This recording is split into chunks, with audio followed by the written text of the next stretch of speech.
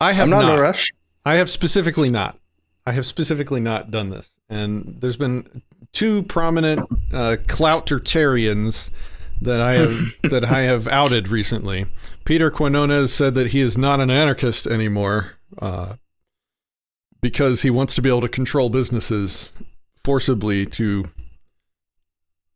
allow him on their property if they choose to require vaccinations. He wants to violate the consent of the property owner, which is, of course, antithetical to basic libertarianism, basic anarchism.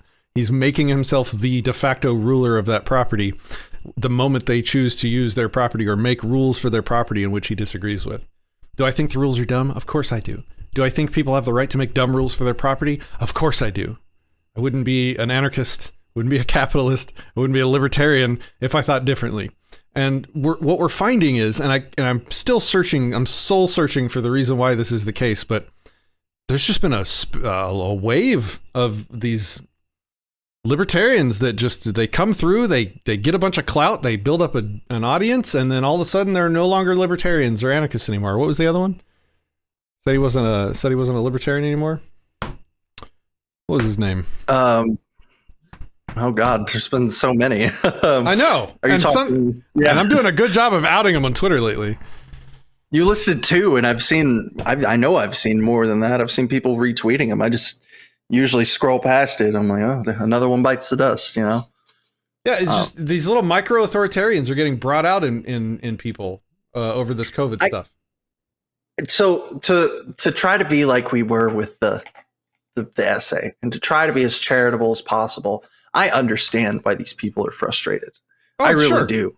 Yeah. Like I get it. Like, trust me, I get it. It seems insurmountable. Hell, it might be insurmountable. I'll even give you that. But the idea that because bad things are happening, we have to give up our principles to get the good things is not how any of this works at all. It never did. It was you're living in Ancapistan in your head. Get on. You're gonna enjoy your ride on the boxcar. That was the stuff that was going around on Twitter, right? And you know what? Yeah. We're having this discussion now, so like the people that stuck through the hard philosophy for 3 hours enjoy the candy at the end. So that's what this is. But they said things like we can have our principles once we're free, but now we need to do whatever we got to do to be. I'm like, wow, cart before the horse. If you're using your principles to determine that we're not free now, but then you're throwing them away when they're supposed to affect your behavior. With those principles are what's telling you that there's a problem. And now you're going to chunk them, go to war, act like the status, the people that your principles say are evil. You're going to go and do the stuff that they do to achieve freedom. It's the most absurd thing. It's the most absurd contradictory thing I've heard in a long time.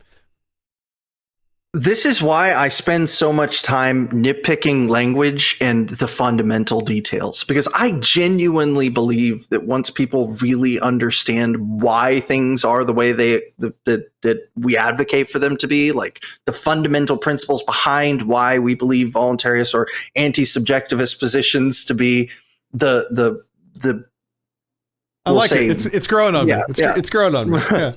Why we believe these things to be a correct answer for how to live a moral life and a valid one with the least arbitrary premises possible built into it. It makes it a lot easier to understand why you can't do these kinds of things. But if you were an ANCAP or a libertarian because, man, freedom's cool, I like freedom, freedom's great, and then you're not getting your freedom, it makes sense to me why a person and I'm going to say it with such a rudimentary understanding of the principles to begin with, would make that kind of decision, because it was always just like I feel like I'm jumping the gun a bit, but I don't know what else I can do. It feels to me like they never understood why these things were important to begin with, and they just happened to have ends that were in alignment. So like they were always consequentialists. It just so happened that the flavor of consequentialism agreed with actual principled fundamental people. I think there's definitely a difference between the personality traits that allow you to grow a large audience quickly and the personality traits required to become a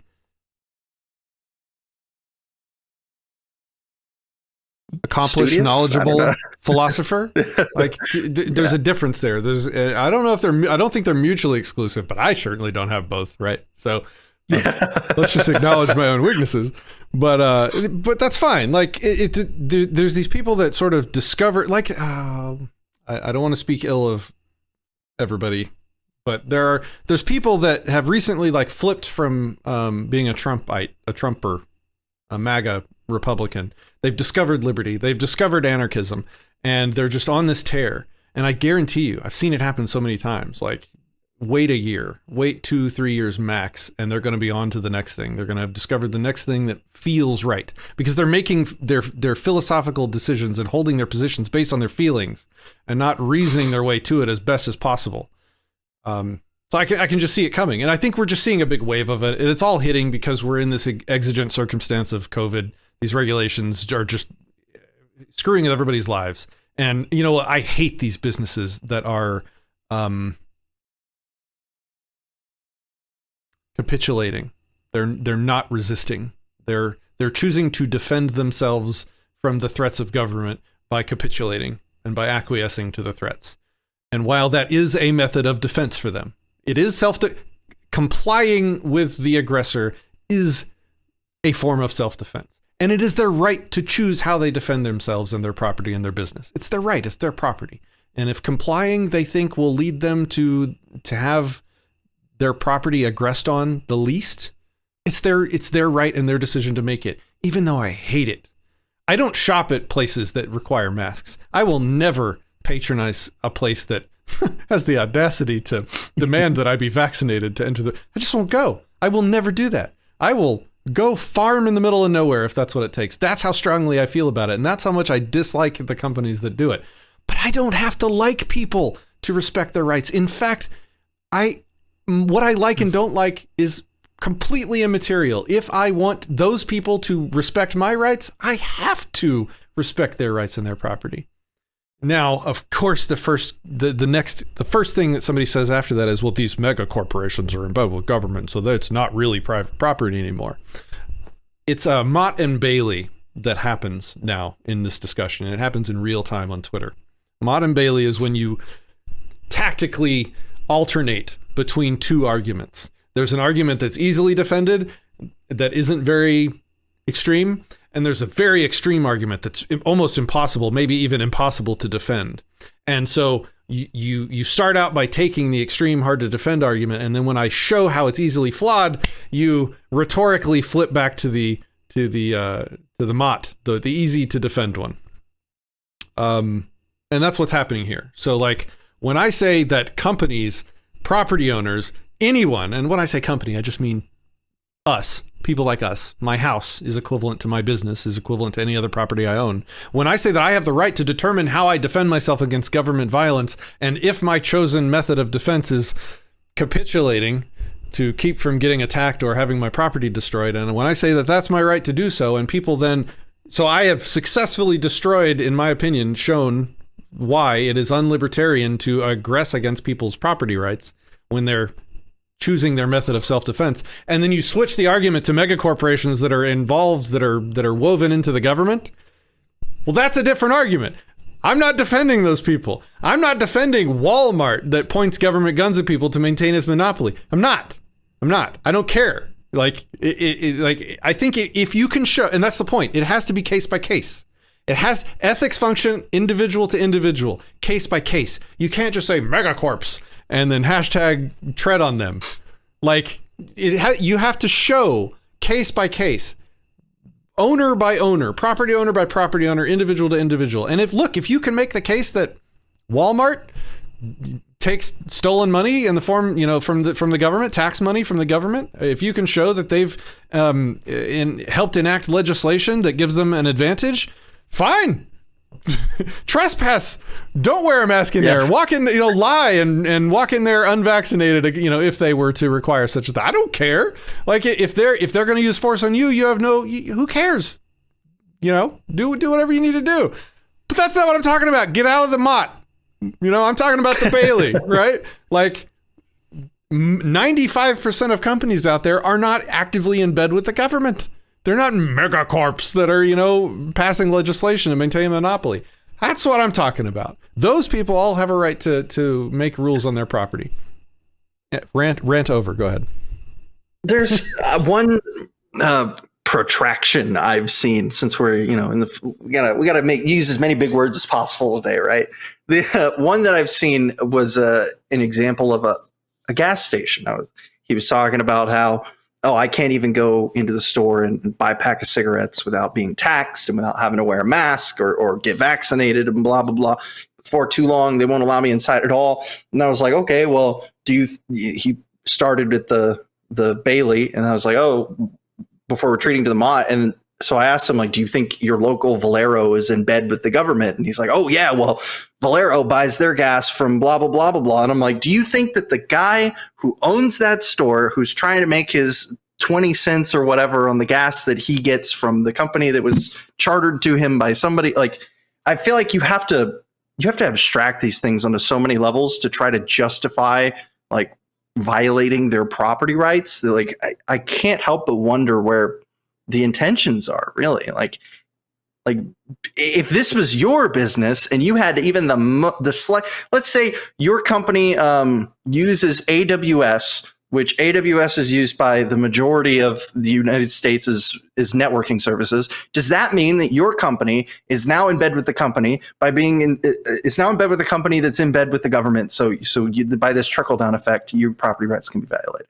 And like, where the fuck do you draw the line on this? Like, I think you can make some strong primary source cases, but this kind of goes back to like the how do we distribute public property, unowned land conversation. It's like, this is a almost insurmountable problem, right? And so to some level, we have to make good judgments in good faith. We have to make good judgments in good faith is what I would say would be like the best thing to do. I had this discussion 2 years ago, pre-COVID, with Stephan Kinsella, and he quoted, he didn't quote Hobbes, but he used the Hobbesian term, war of all against all, to say, you know, as justification why we shouldn't start drawing these lines of conclusion between these corporations that get in bed with the government and us now not needing to respect their rights. And he seemed to be taking the position that we shouldn't do this at all. Like, you know, he basically was saying, and I'm paraphrasing and might be a little off here, so you know, I don't intend this to be a mischaracterization. So in all fairness, I believe this was his position at the time, that, you know, once we start trying to decide which corporations have gotten too in bed with the government that we no longer have to respect their rights, well, you know, where does it stop? It's just all going to devolve into a war of all against all, which is kind of what you were talking about. And to which I mostly agree. Like, the government is so effectual in everything in our life. You can draw a line from government to everything if you really tried. Even if you tried a little bit and didn't even really try. And my only counterpoint was, look, if we can draw a straight line from like stolen money to a company, then that's enough for me. Like, just that first tier. We don't have to go spider out into the 50,000 ways, you know, you, Christian, could be 7 steps removed from government theft. You know, I'm sure I am. I'm sure I'm the 3 degrees of Kevin Bacon from the government somehow. You know, I'm just saying, like, how about we just do the first level? I think the first level is justified. Like, if we can draw a straight line from stolen money to a company, then at least in that direct case, because we can do that with, especially with these public companies, all their, you know, financials are in the open. Fine, do that. I do agree that once you start spidering out, it does become a war of all against all, and it kind of loses its utility. And it, you know, the what's the real evil that we're fighting here? The government or literally everyone? You know, so like maybe if we get government out, the spiders will reduce. But dude, like, I work really hard not to benefit from, you know, government stolen money above what I've had stolen from me. I should clarify, right? Like, there's no like, if they've stolen $1 million from me over my lifetime and I find ways to acquire, you know, 900 grand of that back, no harm, no foul. I think, you know, on balance, I'm still morally positive, let's say. But yeah, so like, I try really hard to not be that guy that is a hypocrite, or that, colludes with the government, or becomes a post facto beneficiary or co-conspirator in the theft crime, is what I would probably say. And I don't have a problem with people that hold these megacorps to that standard. Like, look, be as big of a corporation as you want, but don't point guns at people. Otherwise, I don't care about your rights anymore. And that goes to my definition of rights. That's why rights are so powerful when properly understood as reciprocal agreements. If you point government guns at me, Walmart, let's say, I'm not saying that. I mean, I'm sure somebody probably could draw the line from government to Walmart, but I'm not personally aware of that line. I'm just saying, like, I'm not going to really care about your property rights, and I don't feel any onus to really care. And that's what rights are. It's like, you better behave in ways that would make other people want to continue reciprocating with you if you want to be protected. That's my point. Yeah, and that one degree of separation kind of comes back to the good faith thing that I was talking about. Like, this is kind of an arbitrary distinction. I think I'm okay with accepting that, because it's like, if we were to say that this is like some rule that must be followed or whatever to be moral, then it would be all or none, essentially. But I think just for our mental health a little bit, maybe the good faith approach will help us all in the long run. Because if you're stressing every time you walk up to an establishment of like whether or not you're going to violate their property rights today, like, I would err on the side of not in as many cases as you can, because you cannot become a state of nature being by respecting somebody's property rights. Let me put it that way. Whether or not, the eccentricities of it or the details, you could come up with a circumstance to justify yourself, I would just always err on the side of caution in that regard. So Phobia says he doesn't want a solution. He wants to be mad. Yeah, he's talking about the Twitter people. Yeah, that's very true. I mean, you won't find freedom in government. I think we've demonstrated this enough. You're not going to find it. Maybe this is a wake-up call some people need to hear. I doubt it's the people who are here. You all probably agree with me, but we are a fraction of a fraction of a fraction. Sorry to use collectivist language, but I don't think there's any amount of governmenting and politicking that you can do to get rid of the crimes of the state. And I feel like the last almost 2 years now has kind of demonstrated that. People are waking up. People are seeing liberty as a viable alternative. But it's not going to happen tomorrow. It's not going to happen next week. It's not going to happen next year. We're in it for the long haul, boys. So just know that now, and your life will be much happier. Yeah, and find a way to be happy. Like, you only live YOLO. You only live once. Like, your atoms are stuck together for a limited amount of time. Don't spend the whole time raging about the state of the world right now. Do what you can to change it, but find ways to be happy and to live in spite of it and be happy in spite of it. I think I think the thing that I want to end the show on is what JD just said. He says, "Dude, let us live free. Let us homestead whatever's currently unowned but occupied by states, and forget the past. It won't matter. We'll all be too rich to care."